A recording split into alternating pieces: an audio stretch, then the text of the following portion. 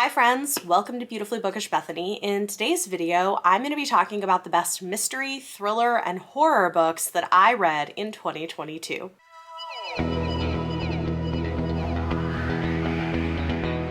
Normally, I'm kind of a stickler about not making any of these lists until the new year, but I was taking a look at my TBR and my reading plans for the rest of December, and I realized I don't have anything else in these genres planned to read, so I think I'm pretty safe making this list now. I feel good about it. So in today's video, we're going to talk about my 20 favorite books in those three genres.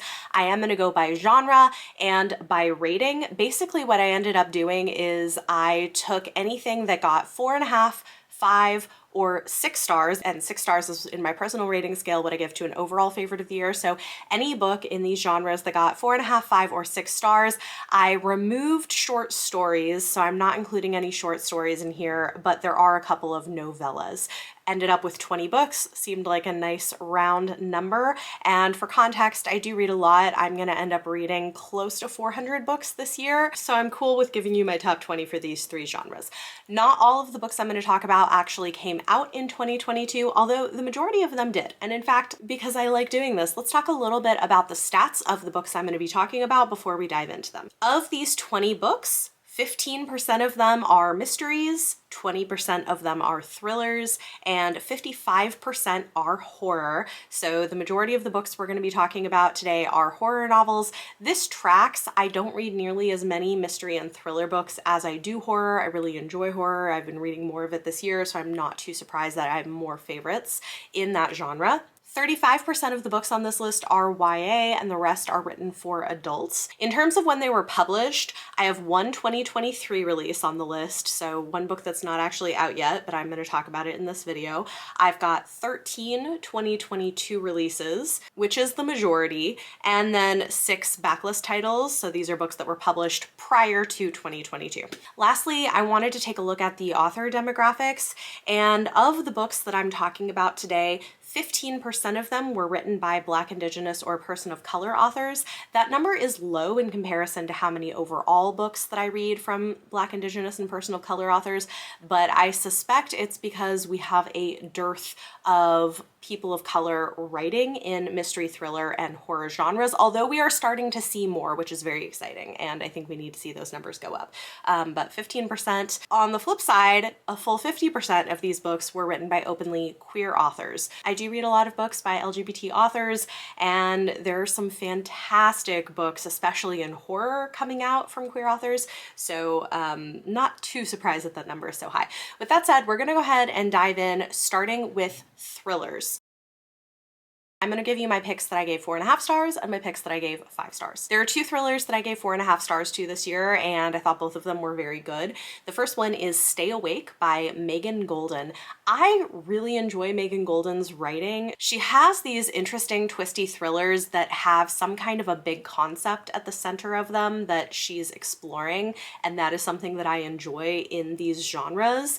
Stay Awake follows a woman who wakes up with no memory of who she is, and every time she falls asleep, she loses her memory of what happened up until that point, and there's a murder, and there's lots of twisty things going on.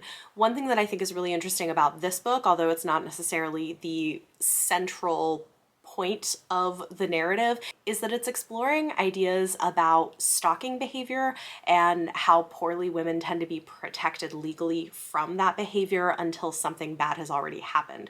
So big ideas, twisty thriller. I thought it was a page turner. It was very good. The other 4.5 star read is my 2023 release. This is coming out in January, so it'll be available very soon if you're interested.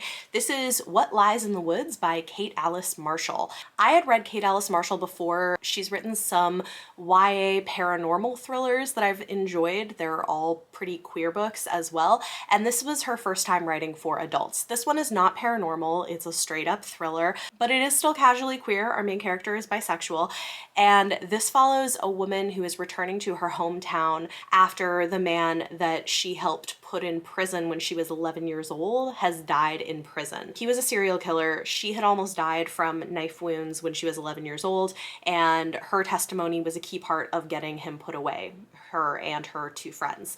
But now she's going back, she's carrying guilt because of maybe some lies that she told, and it is a super duper twisty and fairly dark thriller about what really happened that summer, who did what, who's hiding something. I loved it. There are multiple twists. Some I saw coming, some I didn't. I think it's fantastic, and I would recommend checking it out. This year, I gave 5 stars to 2 YA thrillers, both of which are titles that I think are really underhyped. I haven't seen a lot of other people talking about them. The first one, I think, is because the cover is terrible, and you wouldn't guess that it's a thriller from the cover, but it is, and it's really interesting. That is This Golden State by Marie Weisenberg. I mean, look at the cover. It's not a great cover. It's not giving you thriller. It doesn't give you any sense of what the book is about. I think it is unfortunate that this was the choice that they made for the cover because it's a fantastic book. This follows a teen girl who has grown up living with her family who is on the run. They never stay in one place, no one knows their true names, and they stay off the grid as much as possible. But she is about to graduate high school and starts to ask some questions, and things begin to unravel. I don't want to say too much about this because I don't want to spoil anything, but I really liked this. I thought it did a great job of showing how a family in the modern time could realistically stay off the grid, which is hard to do. It has some interesting tech elements to it. I just really liked it. It was very twisty, it was very fun, fantastic YA thriller. The other one is Teen Killers Club by Lily Sparks. The sequel to this also came out this year, but I really, really love Teen Killers Club. It is super fun and soapy, like really soapy, over the top, but in a fun way. It's a blast. This follows a girl who is convicted of her best friend's murder, even though she says she didn't do it. And then she is recruited into something called the Teen Killers Club, which is a secretive government organization that is turning killer teenagers into assassins. So it's got murder, forbidden love, a summer camp where they're doing over-the-top training. It's great. It's fun, it's soapy, it's murdery. Highly recommend. Next, let's talk about my favorite mysteries of the year. There were 3 of them, and 2 of them got 4.5 stars. The first one is The Change by Kirsten Miller. However, I can't tell you anything else about this title because the HarperCollins Union is still on strike, and unfortunately, this is a HarperCollins title. So I will not be talking about that book, and you can stay tuned for a future video where I will gush about all of the great HarperCollins titles that I couldn't talk about in these videos once the strike has concluded. The 4.5 star read I can tell you about is Lavender House by Lev A.C. Rosen. This is a queer historical murder mystery, and I really loved it. I will say there are a lot of big content warnings for this one. There is a lot of homophobia and violence against gay people on the page. It's set in early 1900s Chicago, and it follows a gay man who had been closeted and working as a police officer, but when he's found out, he's kicked out of his job and violently beaten, and then ends up taking a job as a private investigator looking into the death of a lesbian matriarch and business owner. And so this has kind of a bit of the Knives Out quality, not in terms of humorous tone, but in terms of family drama and questions of inheritance. And then it also has some of this queer history from the time period. I really like this a lot. I would recommend it, but again, use caution and know the content warning is going in. My one 5-star mystery for this year was Pretty Dead Queens by Alexa Dunn. Fair warning, I am friends with Alexa Dunn, but I also genuinely enjoy her books and I liked them before we became friends. So yeah, I really love this. I thought it was super fun. It has nods to Murder, She Wrote. It's a small town murder mystery that also has a parallel previous murder mystery. And this one, oh my God, the twists at the end of this book had me screaming, y'all. Like, things I did not see coming. There was a twist and I was like, ooh, interesting twist. And I thought the book was over, but no, there was another twist and it like, it was good. Anyway, highly recommend. Fantastic YA mystery. If you like twists you didn't see coming and some like fun, juicy murder mysteries with teenagers and homecoming queens and drama, this is a good one. Finally, let's talk about my favorite horror books that I read this year. There are 13 of them because I read a lot of fantastic horror, which is very exciting. Unfortunately, 2 of my favorite horror books are also HarperCollins titles, so I can't talk about them, which is unfortunate. Instead, you're gonna get to hear about my 4.5 and 5-star horror books. Hopefully, the strike will end soon and the HarperCollins Union will get what they're asking for. Beginning with my 4.5-star reads. First up, we have Always Lived in the Castle by Shirley Jackson. This was my first time reading Shirley Jackson and I loved it. This totally worked for me. The writing was amazing and so eerie. This is about a family that's living in the wake of a mass murder of some of their other family members, and you're in the head of a younger sister, and it's super creepy. It's great. Like, it's so well executed. It's more psychological in nature, and so I think that doesn't work for everybody. Some people are wanting more like typical horror you expect, but I love this and I really want to read more from Shirley Jackson. It was great. I also gave 4.5 stars to What Moves the Dead by T. Kingfisher, but I'm going to be honest with you, this book lives rent-free in my mind and probably should just go ahead and be a 5-star read because it stuck with me. It was great. This is a retelling of Edgar Allan Poe's Fall of the House of Usher, but expanded and fleshed out and creepier and centering a non-binary character.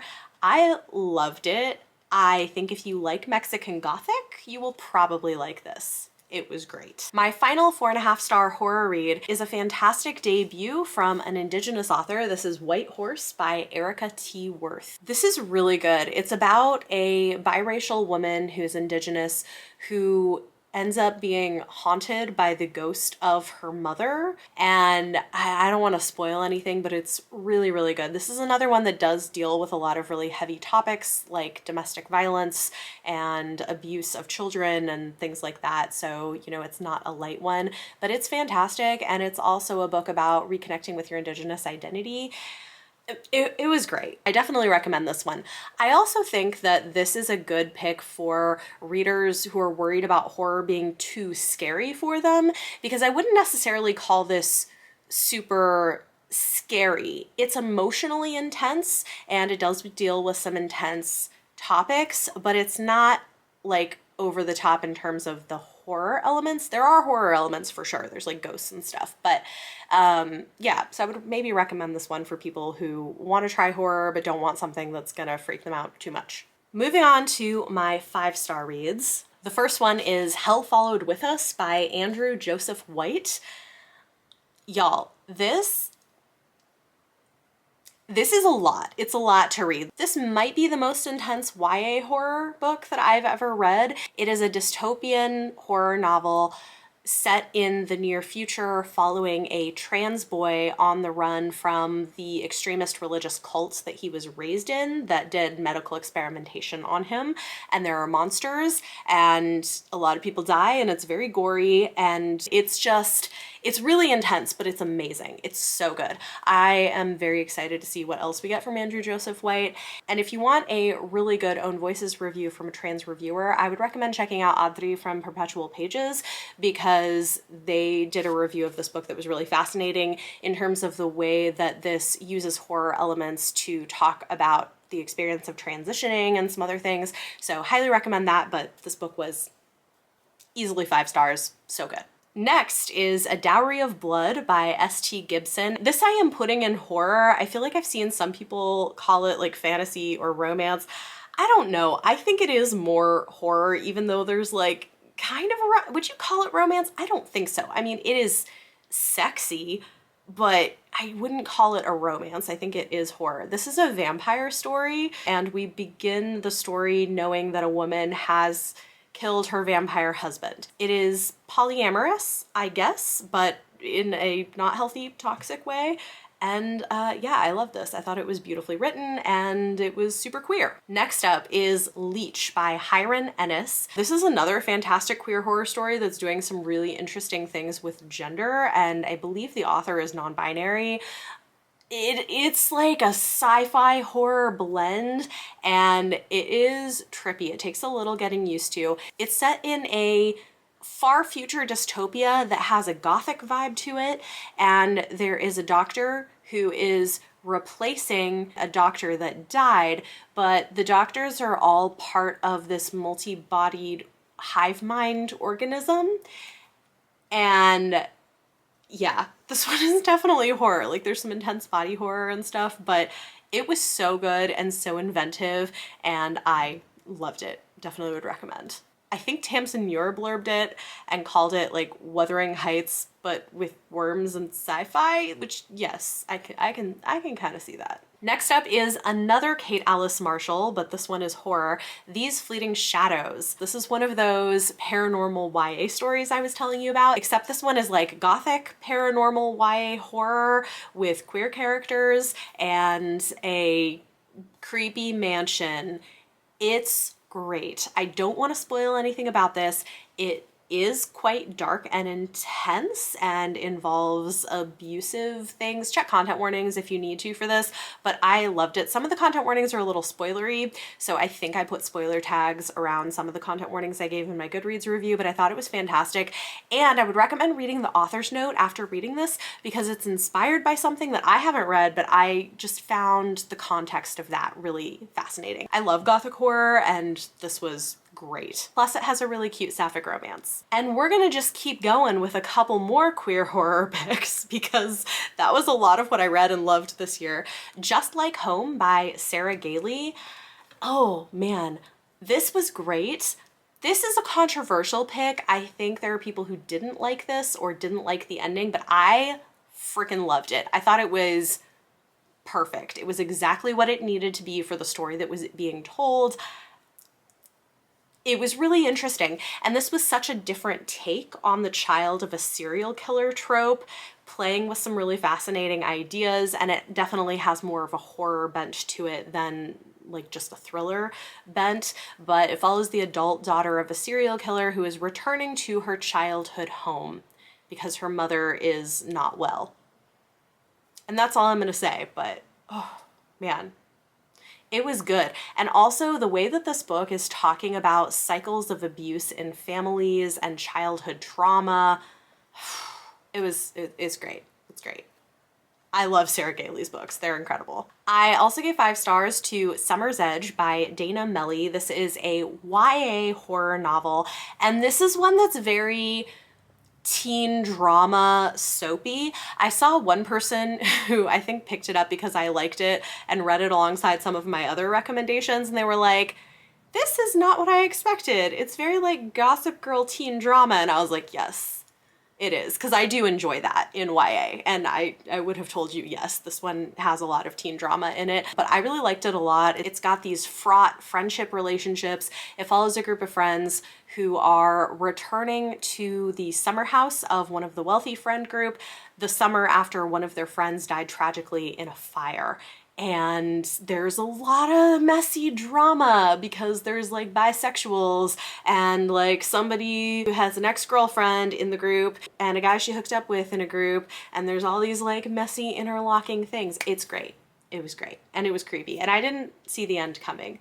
I really enjoyed this one a lot. Next up, we have Mapping the Interior by Stephen Graham Jones. This is a brilliant horror novella from an Indigenous writer that has a haunted house thing and is taking the kind of problematic trope of Indian burial grounds and turning it on its head and using it as a way of talking about generational trauma. It's really good. Really, really good. It's not very long, so I'm not going to say too much else about it, but I love Stephen Graham Jones' writing, and I think this is among his best. And the final horror novel that I can talk to you about today is The House of Salt and Sorrows by Aaron A. Craig. This is another YA one that is kind of a horror fantasy blend, but I put it in horror because that's more what it feels like to me. It's a retelling of the 12 Dancing Princesses, so it's got, you know, fantastical elements to it, but it's dark, especially for YA. I wasn't expecting it as much. It's set by the seaside, but like creepy seaside. I really enjoyed this. I like Erin A. Craig's writing quite a bit. I've read 2 of her books, and I hope we get more because I think she does a great job of writing really dark, creepy, YA horror that draws you in, and this was fantastic. So there you go. Those are my favorite horror, mystery, and thriller books that I read in 2022, and hopefully soon HarperCollins will get back into negotiations with the HarperCollins union so they can end the strike, and I can tell you about all of the books that I can't tell you about in this video, because that is really a bummer, and I want to because I love them and they're great, and you should pay publishing professionals what they deserve. Talk to me in the comments down below. Let me know any of your thoughts or feelings on anything I talked about in this video. And for your question of the day, I would love to hear what one of your favorite books that you read in 2022 was in these genres. It could be one genre, all of them, whatever you want to share, but what was one of your favorite mystery, thriller, or horror books that you read in 2022? Let me know in the comments down below. If you like this video, it always helps if you give it a thumbs up, subscribe if you want to see more. Thank you so much for watching, and I'll see you next time.